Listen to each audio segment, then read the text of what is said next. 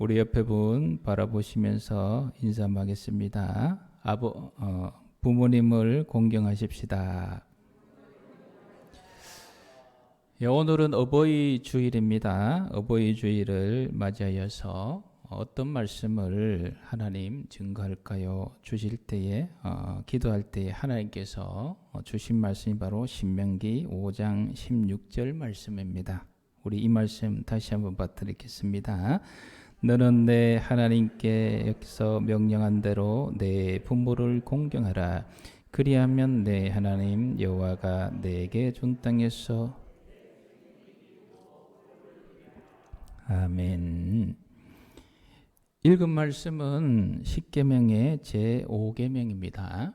십계명의 1에서 4계명까지는 하나님 사랑에 관한 말씀이 있고 5계명에서 10계명까지는 사람 사랑에 관한 말씀이 있습니다. 그 중에 첫 번째가 5계명 내 부모를 공경하라라는 말씀입니다.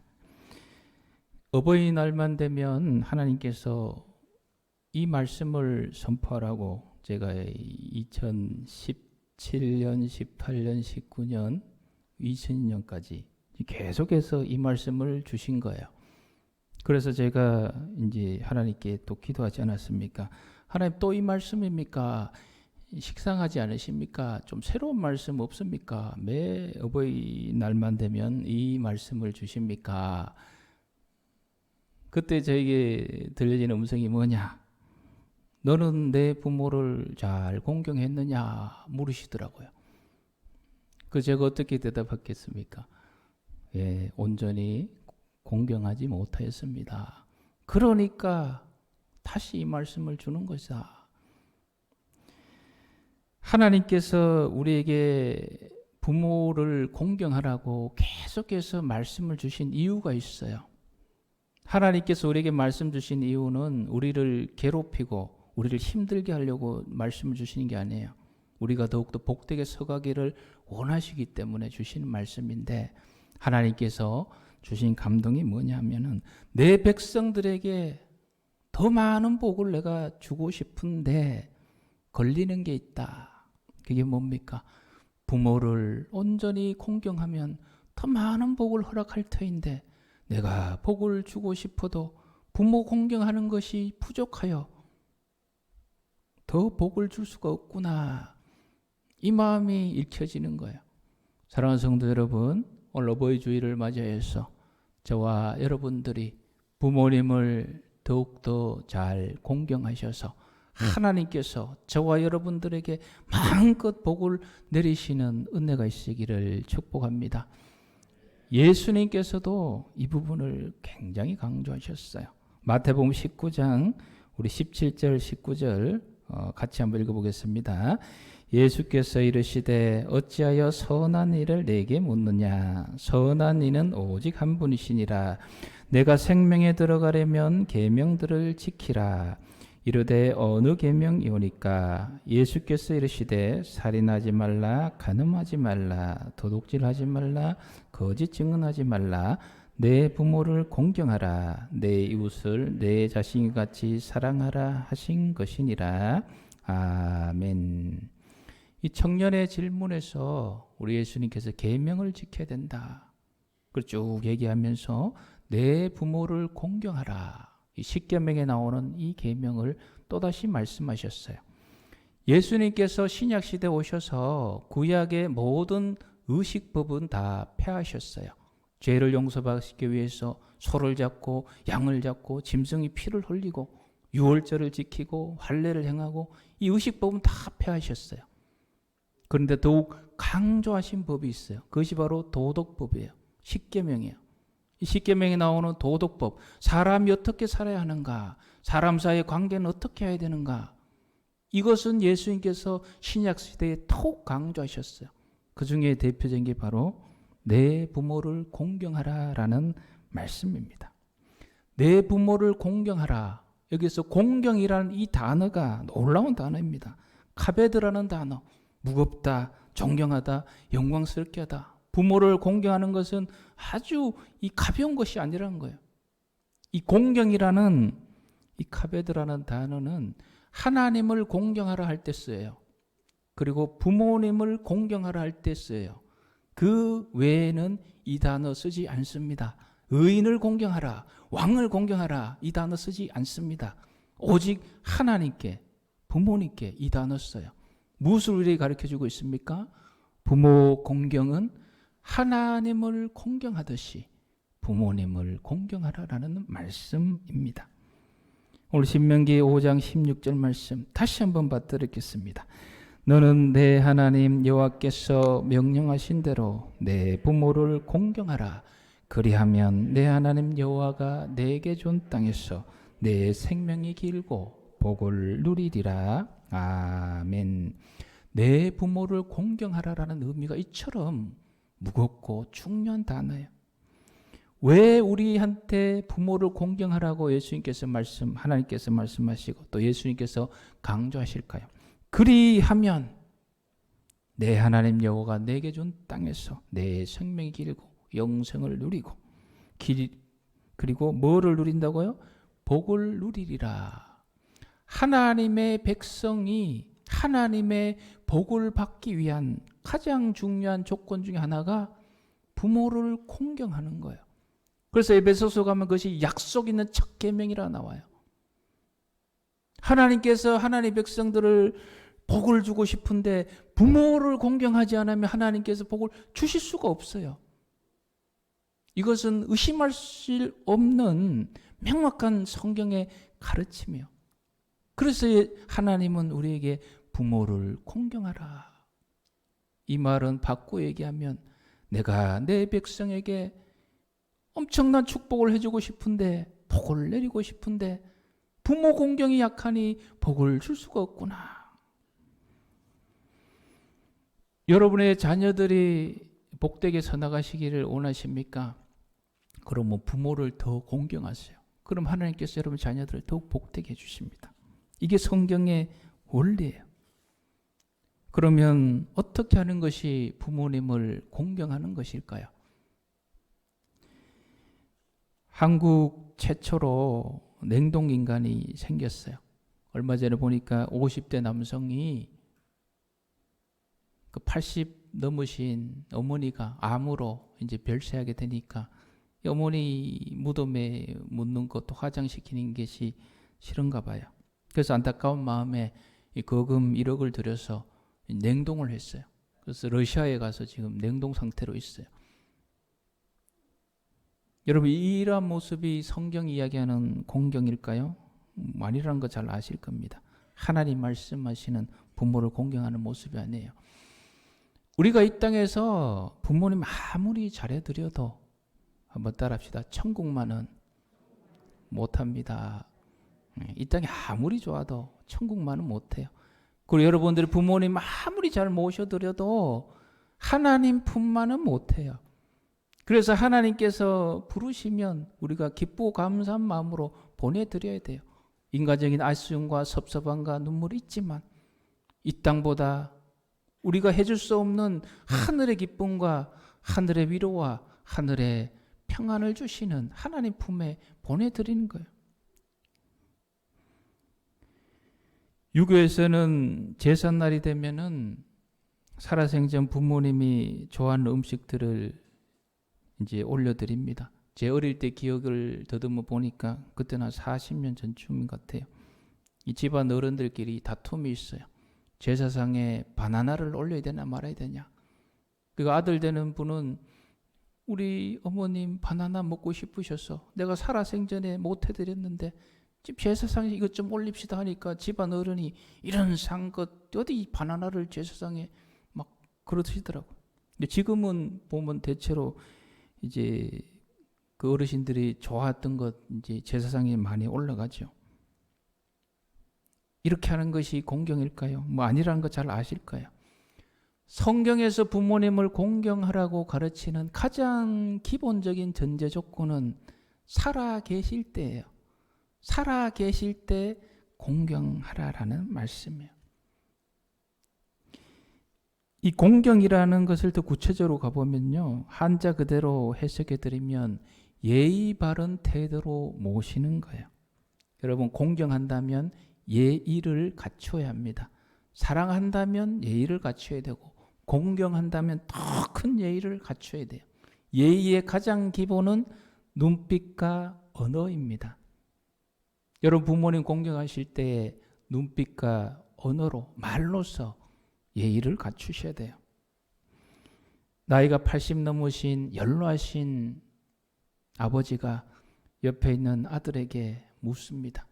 얘야, 저 마당 전깃줄에 앉아서 짹짹거리는 새 이름이 뭐냐? 그 아들이 예, 저것은 강남 갔다 돌아온 제비입니다. 1분 뒤에 아버지가 또 물어요. 얘야, 저 새는 뭐냐? 제비요. 1분 뒤에 또 물어요. 얘야, 저 새는 뭐냐? 그때는 어떻게 대답하면 이 아들이 제비라니까요. 제비. 눈을 부라리면서.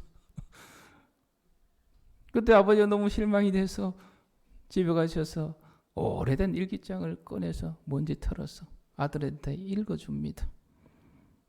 내 아들이 이제 3살이 되었다. 너무너무 사랑스럽다. 내 아들이 마당에서 나에게 묻는다. 아빠, 저 새가 뭐예요?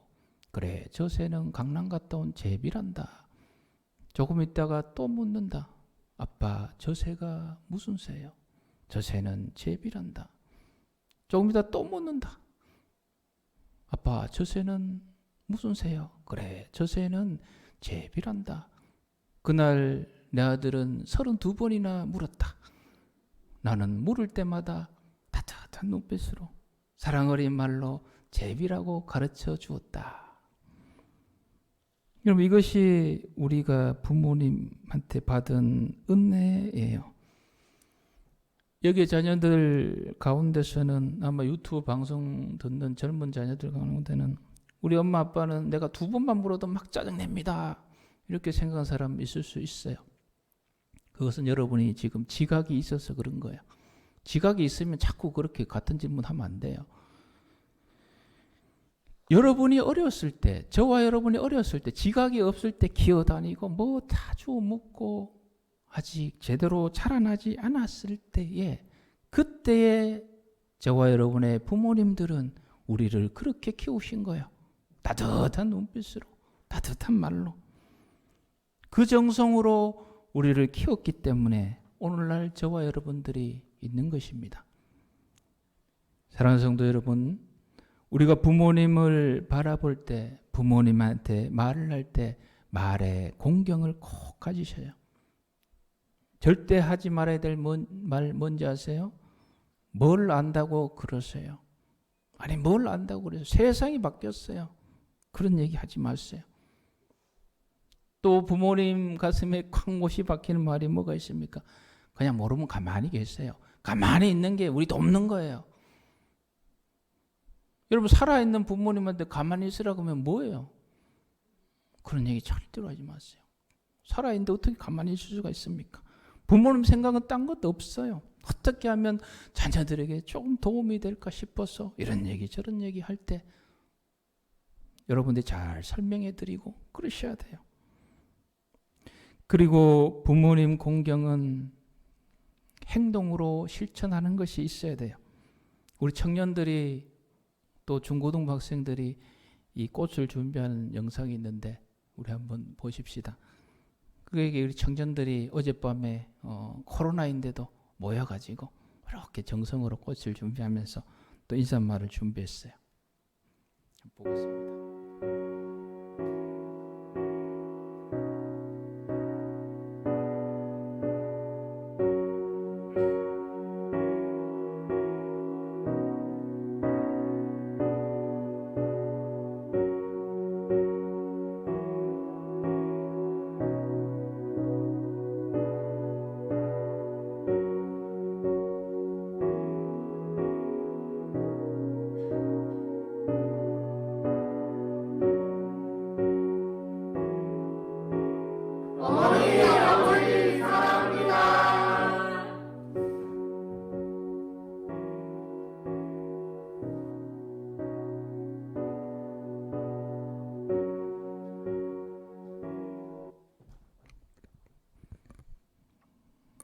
이 꽃이 우리 청년들이 또 중고등부 친구들이 수고한 꽃입니다. 구체적인 이 행동에 실천이 있었기 때문에 오늘 저한테도 왔고 여러분한테도 간 거예요. 어버이날이 며칠 전에 지나가지 않았습니까? 부모님 찾아 계신 분들도 있을 것이고 또 코로나로 또 가지 못한 분들도 계실 것이고 어떤 것을 여러분 해드렸습니까? 다음 소프트에서 빅데이터로 분석하고 또 SKT 스마트 인사이트 분석 결과로 의하면 부모님들이 좋아하시는 것이 있어요. 먼저는 이 용돈을 좋아하세요. 그래서 헌금 박스, 용돈 박스. 전에는 뭐 결혼 기념이라 해서 이렇게 박스에 이렇게 헌금을 이렇게 꽃처럼 만들어서 드렸는데 최근에는 어르신들이 그거 좋아하신다 그래요. 여러분, 우리 어르신들이 부모님들이 왜 이 헌금을 좋아하시는지 아세요? 그 받으시면 어떻게 하세요? 우리 부모님들 잘 모아놨다가 어디 있어요? 손주들 대학 입학하면 등록금에 보태라고 또 세뱃돈, 설날 세뱃돈에 부모님들이 현금을 좋아하신 이유가 딴 뜻이 없어요. 그거 잘 모았다가 어떻게든지 자녀들에게 도움되기 위해서 그래 좋아하시는 거예요. 그거 가지고 우리 부모님 돈 밝히네. 그건 아주 무식한 사람들이에요. 그런 얘기하면 안 돼요. 그리고 부모님들 좋아하시는 것 건강식품 좋아하신다 그래요. 이 통계 빅데이터 분석에 하면 왜 건강식품을 좋아하겠어요? 제가 주중에 많은 부모님들 찍은 영상들을 이렇게 봤어요. 공통된 게 하나 있더라고요. 이 나이 먹어서 아파서 자식들에게 짐이 되지 말아야 될 텐데 이 얘기를 거의 다 하시더라고요. 그래서 부모님들 마음속에 늘 그게 있는 거예요. 이제 아파서 이 자식들에게 내가 짐이 되면 어떡하냐. 그래서 건강관리를 잘하고 싶은 거예요. 그래서 건강식품을 좋아하시는 거예요. 우리 부모님의 마음도 늘 그런 거예요. 그리고 세 번째로 부모님들이 좋아하는 것이 저도 이거 보고 놀랐어요. 자녀들이 안부를 물어오는 것을 가장 좋아하신다 그래요. 이 헌금을 좋아하는 분들이 9,316분이 대답하셨는데 안부 전화 오는 게 더 좋다는 분이 6,807분이에요. 굉장히 숫자가 많잖아요. 이것은 우리에게 무엇을 의미하고 있습니까? 우리가 부모님에게 충분히 안부 인사를, 안부 전화를 하지 않고 있다는 얘기입니다. 사랑하는 성도 여러분, 여러분 부모님들이 살아계시다면 안부 전화 자주 하세요. 이게 부모님 기뻐하는 귀한 선물이에요. 그래서 우리 교인들은 제가 보니까 따님 된 분들, 부모님이 전화 자주 하신 분들이 많더라고요. 여러분들 중에는 부모님을 잘 공경하고 싶어도 부모님들의 부족한 모습이 마음에 걸려서 내 마음에 들지 않는 부모님의 불완전한 모습 때문에 그것 때문에 미움이 싹 터서 해드려야지 하다가 마음을 닫은 분들 있죠. 그러지 마세요. 그것 때문에 부모님을 공경하는 것을 이렇게 망설이고 있다면 반드시 나중에 후회합니다. 반드시 후회해요.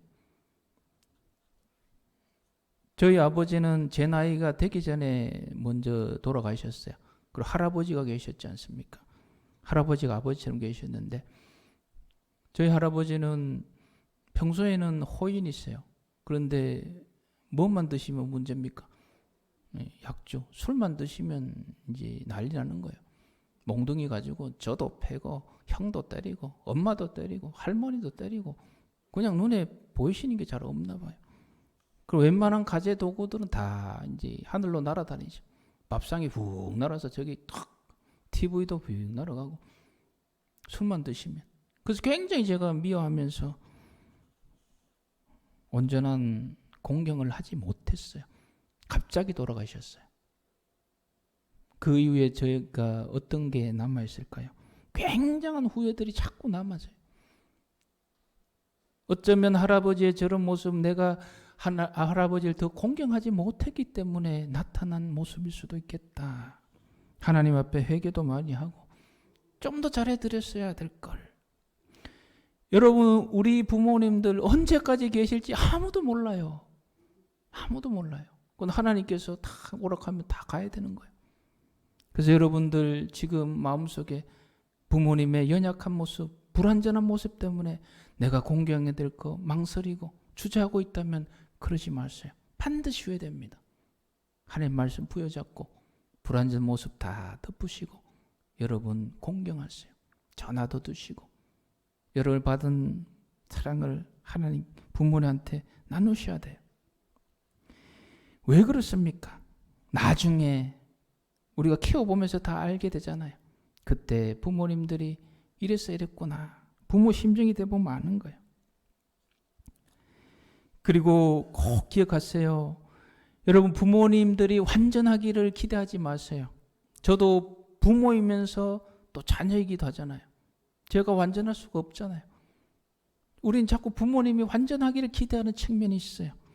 우리도 완전하지 못하면서 부모님은 완전할 수가 없어요. 그래서 부모님에게 완전한 걸 기대하지 마시고 좀 부족한 거 있더라도 잘 덮어주시고 헤아려 주시고 말씀 따라 존중하세요. 그리고 자녀들 또한 완전할 수가 없어요. 우리 가정이란 게 무엇입니까? 서로 부족한 사람들끼리 모여서 보듬어주고 천국 가정을 이루어가는 것이 하나님의 뜻이고 그게 가정의 원리예요. 서로 가족들끼리 사랑하는 것은 확실해요. 의심의 여지가 없어요. 그럼에도 불구하고 우리는 작은 말에 상처받고 상처 주고 웃다가 울다가 어제만 해도 웃음꽃이 가득한 가정이었는데 오늘은 순식간에 막 지옥으로 변할 수도 있고 뭐 그런 거예요. 그러나 그 속에서 우리가 꼭 간직해야 될 것은 부모와 자녀 간에 서로 부족함을 이해해주고 용납해주고 보듬어가는 이런 천국 가정의 모습이 우리 속에 있기를 하나님은 원하신다는 거예요. 그 특별히 어버이날을 맞이하여 우리 자녀된 입장에서 더욱더 부모님을 이해하고 부모님의 부족함을 이해하고 더욱더 공경하기를 원하시는 거예요. 여러분들 부모님 중에 아직 예수 그리스도의 복음을 듣지 못한 분 있다면 복음을 꼭 증가하시고요. 부모님들이 아직 힘이 남아 계시면은 복음을 거부할 수 있어요. 그러나 힘이 연약해져서 요양원에 계시거나 그럴 때는 저를 부르세요. 제가 가본 대부분의 부모님들은 젊어서는 목사도 보기 싫고 교회 꼴도 보고 싫고 이랬는데 이제 연로해지시니까 목회자 가서 기도해주고 또 주님을 얘기하니까 다 받아들이고 영접하시더라고. 순간적으로. 저를 불러주시면 돼요. 몇 년 전에 우리 집사님 부모님도 요양원에서 돌아가시기 바로 얼마 전에 주님을 영접하고 거기서 병상세례도 받고 하지 않았습니까? 부모님을 공경하고 싶어도 먼저 세상을 보내버린 그런 우리 자녀들 있을 거예요. 아쉬움과 그리움이 있을 거예요. 제가 먼저 다 보낸, 저는 뭐 엄마는 계시니까 분한테 물어봤어요. 어버이날 되면 부모님 생각나시죠? 어떤 생각 많이 드십니까? 그저 매일매일 생각납니다. 그저 아쉬울 뿐입니다. 이 떠나보내고 나면 굉장한 그리움으로 남아있게 돼요. 그러나 그 모든 그리움들은 이제 그리움대로 남겨두시고 저와 여러분들은 육신의 부모님이 안 계시면 이제 누굴 바라봐야 돼요? 하나님 아버지를 바라보세요. 하나님 아버지. 그 하나님 아버지께서 나의 아버지가 되심을 믿고 고백하고 가셔야 돼요. 로마서 8장 14절 15절 말씀 같이 읽겠습니다. 무릇 하나님의 영으로 인도함을 받는 사람은 곧 하나님의 아들이라. 너희는 다시 무수하는 종의 영을 받지 아니하고 양자의 영을 받았으므로 우리가 아빠 아버지라고 부르짖느니라. 아멘. 하나님 아버지께서 저와 여러분의 아빠 아버지인 줄 믿습니다. 여러분들이 부모님을 온전히 공경하고 또 자녀로서 또 온전한 삶을 서가시기를 원하시려면 가장 중요한 게 뭔지 아세요? 하늘 아버지를 만나셔야 돼요. 완전하신 죽기까지 우리를 사랑하시는 그 하나님 아버지 품 안에 푹 안기셔서 모든 상처가 치유받고 회복되면 육신의 부모님 더 사랑하고 더 공경하며 갈 수가 있는 거예요. 저와 여러분에게는 하나님 아버지, 완전하신 하나님 아버지가 있다는 거 잊지 마시고 그 아버지를 온전히 만나서 여러분의 인생의 모든 힘든 것들, 외로운 것들, 쓰라린 것들 다 치유받으시고 말씀에 순종하여서 우리를 지금까지 키워주신 그 고마우신 부모님께 정성을 다해서 공경하시고 효도하셔서 우리 하나님의 놀라운 은혜 복들을 미래에 예비하시기를 주님의 이름으로 축복합니다.